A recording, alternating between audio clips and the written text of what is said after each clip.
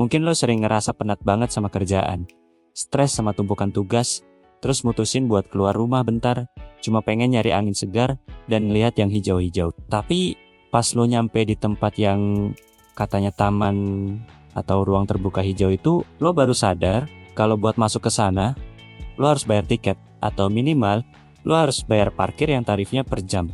Terus terpaksa beli kopi seharga Rp50.000, cuma biar bisa dapat hak buat duduk di kursi taman mereka. Selamat datang di era dimana buat bernapas lega aja, kita kudu gesek kartu debit dulu. Gue sering banget denger keluhan dari teman-teman yang pengen jogging, tapi trek yang bagus cuma ada di dalam kawasan perumahan elit yang dijaga security ketat. Atau ada juga yang pengen bawa anaknya main tanah, tapi satu-satunya tempat yang ada rumputnya itu cuma di area outdoor mall. Fenomena ini nyata banget terjadi di sekitar kita karena ruang publik kita pelan-pelan lagi disandra sama kepentingan bisnis. Kita kayak dikasih ilusi kalau kota kita itu ramah warga, padahal sebenarnya kota kita cuma ramah sama warga yang dompetnya tebel. Hari ini di Dipin kita bakal kupas tuntas kenapa sih nyari tempat nongkrong yang gratis dan adem di Indonesia itu susahnya setengah mati. Kemana perginya tanah lapang, tempat kita main layangan dulu, dan kenapa ruang publik bisa jadi barang mewah. Dan yang paling penting, gimana krisis ruang publik ini diam-diam bikin kesehatan mental warga kota makin ambiar, yang ujung-ujungnya bisa memicu ketidakpuasan massal ke pemerintah. Duduk yang nyaman, karena kita bakal menyelam jauh ke dalam beton kota kita. Sadar atau enggak, kota-kota besar di Indonesia itu sekarang lagi dipenuhin sama yang namanya ruang publik semu, atau bahasa kerennya pseudo public space. Ini tuh ruang publik KW yang kelihatannya kayak ruang publik, baunya kayak ruang publik, fungsinya mirip ruang publik, tapi kepemilikannya punya swasta. Coba lihat saat kita pergi ke sebuah kawasan tepi pantai buatan yang estetik banget, dengan lampu-lampu indah, jalur pedestrian yang lebar, dan pohon-pohon palem yang instagramable. Kita ngerasa, wah, pemerintah keren banget nih bikin ginian buat warga. Tapi begitu lo mau masuk, lo dihadang portal dan mau foto di spot bagus pun dilarang sama security karena harus izin komersial. Mau duduk ngeteh juga nggak boleh bawa botol minum sendiri dari rumah, karena lo harus beli di tenan yang ada di situ. Secara nggak langsung, ada proses seleksi alam di sini di mana yang nggak punya duit silakan minggir, dan yang penampilannya kucel bakal dipandang curiga sama petugas keamanan. Ruang publik yang sejatinya dibikin buat menyatukan semua lapisan masyarakat, sekarang malah dikotak-kotakkan berdasarkan isi dompet. Kenapa swasta demen banget bikin ginian? Ya jelas, karena ini magnet duit yang luar biasa. Sebab mereka tahu warga kota itu udah haus banget sama tempat terbuka. Jadi mereka bikin oasis buatan di tengah gurun beton, terus dipasang tarif buat setiap orang. Masalahnya adalah ketika ruang privat ini mengambil alih peran negara dalam menyediakan tempat rekreasi, kita sebagai warga pelan-pelan bakal kehilangan hak dasar kita sebagai penduduk kota. Kita dipaksa jadi konsumen, bukan lagi jadi warga negara yang berhak atas kotanya sendiri. Nah, biar lo gak cuma bisa ngomel, mari kita mundurin mesin waktu bentar buat melihat gimana ceritanya kota-kota kita bisa jadi sekaku ini. Kalau kita ngomongin konsep tata kota tradisional di Indonesia, kita itu sebenarnya punya fondasi yang bagus banget, yang namanya alun-alun. Dari zaman kerajaan dulu, alun-alun itu adalah ruang publik yang sesungguhnya di mana semua orang bisa kumpul. Pedagang kaki lima bisa jualan, rakyat bisa protes ke raja, dan semua itu gratis, tanpa dipungut biaya sepeser pun oleh petugas. Tapi semua berubah ketika negara kita masuk ke era ledakan properti di sekitar tahun 1980-an dan 1990-an. Kota-kota mulai berkembang dengan sangat agresif. Namun sayangnya, pembangunan ini sifatnya bukan human-centric atau berfokus pada manusia, melainkan car-centric dan profit-centric. Yang dipikirkan saat itu adalah gimana caranya bikin jalanan muat buat mobil yang makin banyak, dan gimana caranya setiap jengkal tanah bisa diubah jadi ruko, mall, atau perumahan. Pemerintah kita sebenarnya nggak tinggal diam melihat fenomena perkembangan kota ini. Mereka bikin aturan yang tegas banget di Undang-Undang Nomor 26 Tahun 2007 tentang penataan ruang di dalam undang-undang itu tertulis jelas kalau setiap kota wajib punya ruang terbuka hijau atau RTH minimal 30% dari total luas wilayahnya. Rinciannya adalah 20% harus RTH publik yang dikelola pemerintah dan 10% merupakan RTH privat milik swasta atau perorangan. Tapi mari kita lihat realitanya sekarang, di mana target 30% itu kebanyakan cuma jadi mitos semata. Angka itu cuma manis di atas kertas saja.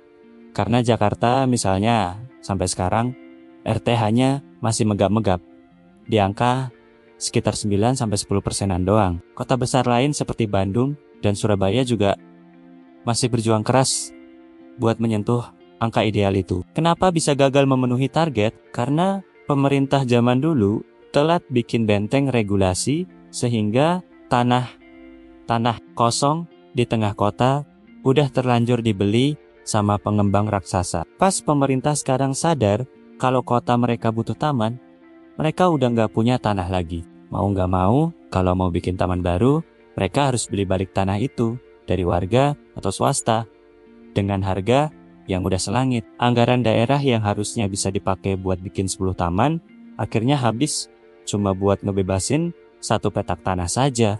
Sebelum kita bahas efek mengerikan dari minimnya ruang publik ini ke isi kepala kita, gue mau ngingetin sesuatu nih. Buat penonton setia, menikmati konten di channel Dipin ini adalah salah satu dari sedikit hal di dunia ini yang gratis dan gak perlu bayar parkir. Jadi, biar channel ini bisa terus konsisten, menyuarakan isi hati lo semua, dan ngebahas isu krusial kayak gini. Yuk, sempetin waktu 1 detik aja buat klik tombol subscribe dan like video ini sekarang juga, agar channel kita bisa terus berkembang luas. Kalau lo punya cerita tentang taman di daerah lo, yang tiba-tiba berubah jadi ruko atau tempat parkir, coba tulis di kolom komentar di bawah. Oke, mari kita lanjut bedah masalah pelik ini bersama-sama lagi. Sekarang, mari kita bahas dari sudut pandang yang lebih mendalam, yaitu sains dan psikologi lingkungan. Kenapa sih hilangnya ruang publik gratis ini bisa dibilang sebagai ancaman nyata buat kewarasan kita semua yang hidup di wilayah perkotaan padat ini? Ada sebuah teori psikologi yang terkenal banget bernama Attention Restoration Theory atau teori pemulihan perhatian. Intinya gini, otak kita kalau tiap hari dipaksa ngelihat layar laptop, ngelihat macetnya jalanan, dengar suara klakson, dan dikepung sama dinding-dinding beton, dia bakal ngalamin kelelahan mental kronis. Otak kita dipaksa buat terus-menerus fokus secara aktif, dan itu menguras energi mental yang gede banget. Satu-satunya cara buat ngecharge ulang energi mental itu adalah dengan melihat alam atau lingkungan yang sifatnya memicu perhatian pasif yang menenangkan jiwa kita. Contohnya apa? Ya melihat daun-daun pohon yang bergoyang ditiup angin, melihat riak air di kolam taman, atau dengar suara burung. Proses ini otomatis bakal menurunkan hormon kortisol alias hormon stres di dalam tubuh kita secara signifikan tanpa obat-obatan kimia. Coba kita renungkan situasi kalau lo tinggal di kota yang gak punya taman gratis sama sekali. Tiap kali lo stres, lo gak punya pilihan tempat pelarian selain kamar kosan lo yang sempit atau jalanan raya yang penuh dengan debu dan asap kendaraan. Ketika kartu penyelamat ini ditutup, apa yang bakal terjadi pada diri kita? Stres itu gak bakal hilang begitu saja. Dia bakal menumpuk di dalam diri warga kota dan menciptakan situasi stres komunal yang menumpuk bagai sebuah bom waktu yang siap meledak. Lu pasti sering kan ngeliat di media sosial orang berantem di jalanan cuma gara-gara senggolan motor dikit, atau netizen yang jempolnya toksik banget kalau ngomentari hal sepele, atau meningkatnya angka depresi di kalangan anak muda di kota-kota besar saat ini. Itu semua adalah gejala nyata dari sebuah masyarakat yang ruang hidupnya terlalu sempit dan gersang. Kita dipaksa jadi robot yang cuma tahu rute rumah menuju kantor lalu ke mall, tanpa pernah dikasih kesempatan buat membumi dan berinteraksi sama alam secara gratis, tanpa tarif. Mendengar semua fakta tadi, lo pasti bakal nanya kenapa pemerintah nggak fokus aja beresin tata ruang ini dibanding proyek-proyek lain. Kenapa anggaran negara triliunan rupiah lebih sering lari ke pembangunan jalan tol, bendungan, atau kawasan industri baru yang padat modal itu, disinilah kita harus melihat realitas dari kacamata politik dan ekonomi makro secara objektif. Ada dua alasan utama kenapa proyek ruang publik itu sering dianaktirikan oleh para pengambil kebijakan di tingkat daerah maupun pusat selama ini. Alasan pertama adalah masalah siklus politik 5 tahunan yang membatasi masa jabatan kepala daerah atau presiden. Mereka butuh sesuatu yang namanya legacy, alias warisan pembangunan yang bisa langsung dipamerin ke masyarakat pas pemilu berikutnya demi mendulang suara kembali. Bangun jalan tol sepanjang ratusan kilometer itu adalah proyek yang kelihatan mentereng karena bisa difoto dari satelit dan bisa digunting pitanya dengan megah. Dampaknya ke angka pertumbuhan ekonomi juga bisa langsung dihitung pakai rumus matematika dalam waktu singkat. Sementara kalau pemerintah milih buat beresin tata ruang dan beli lahan mahal-mahal buat dijadiin hutan kota, hasilnya nggak bakal kelihatan dalam waktu dekat. Pohon yang ditanam butuh waktu belasan tahun buat jadi rindang dan menyejukkan lingkungan sekitarnya. Penurunan tingkat stres warga juga nggak bisa langsung dimasukkan ke dalam tabel laporan pertumbuhan ekonomi daerah secara instan. Secara kalkulasi politik praktis, proyek kemanusiaan kayak gini dinilai kurang menguntungkan dan gak seksi buat dijadikan sebagai bahan jualan kampanye politik. Alasan kedua adalah cara pandang ekonomi yang usang.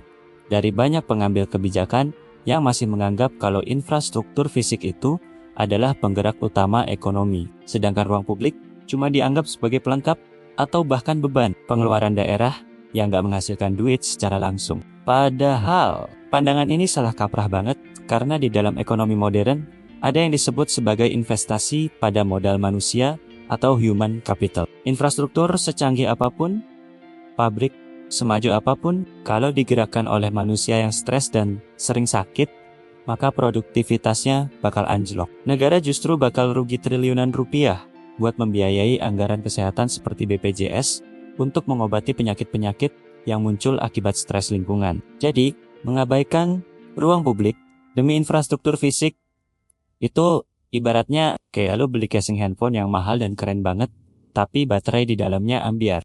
Tapi untungnya, beberapa negara di dunia udah mulai sadar sama kesalahan berpikir ini dan berhasil membuktikannya lewat aksi nyata di lapangan. Mereka sukses membuktikan kalau berinvestasi besar pada ruang publik justru bisa menyelamatkan roda ekonomi sekaligus kesehatan jiwa warganya dari kehancuran stres urban. Mari kita ambil contoh nyata dari kota Seoul di Korea Selatan dengan proyek restorasi Sungai Cheonggyecheon yang sangat legendaris di dunia tata kota. Pada tahun 1970-an, kawasan ini ditutup oleh jalan tol layang beton yang sangat padat, bising, dan menjadi sumber utama polusi udara kota. Pemerintah kota Seoul kemudian mengambil keputusan super nekat pada tahun 2003 dengan membongkar total jalan tol layang tersebut demi mengembalikan aliran sungai alami di bawahnya. Mereka membangun taman pedestrian hijau sepanjang hampir 11 km yang bisa diakses secara gratis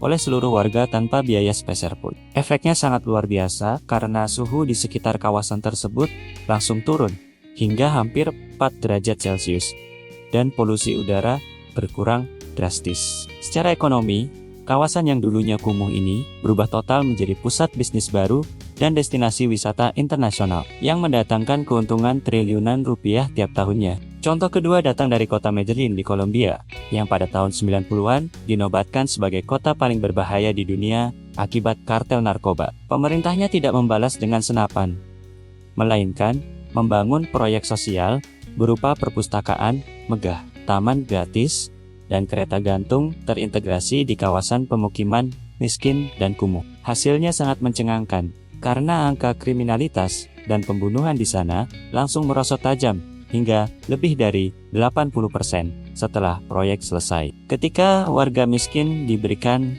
ruang publik yang aman dan indah untuk berinteraksi, ketegangan sosial berkurang, dan ekonomi lokal di sekitar taman mulai tumbuh mandiri. Pada akhir cerita, kita harus sadar kalau ruang publik yang gratis, inklusif, dan berkualitas itu bukan sebuah kemewahan atau fasilitas bonus yang kalau ada ya syukur, kalau nggak ada ya udah. Bukan begitu kawan. Ruang publik itu adalah hak dasar kita sebagai warga negara yang sah. Membiarkan privatisasi ruang publik terus berjalan tanpa kendali sama saja dengan membiarkan tembok pemisah antara si kaya dan si miskin makin tebal. Kota yang sehat adalah kota yang bisa memberikan ruang bagi semua orang tanpa memandang apa merek sepatunya atau berapa isi dompetnya. Semua orang harus bisa duduk bersama di bawah pohon yang sama, menghirup udara bersih yang sama, dan menikmati matahari yang sama tanpa perlu ditagih biaya sepeser pun. Pemerintah kita harus mulai berani mengubah arah pembangunannya demi kesejahteraan bersama secara menyeluruh.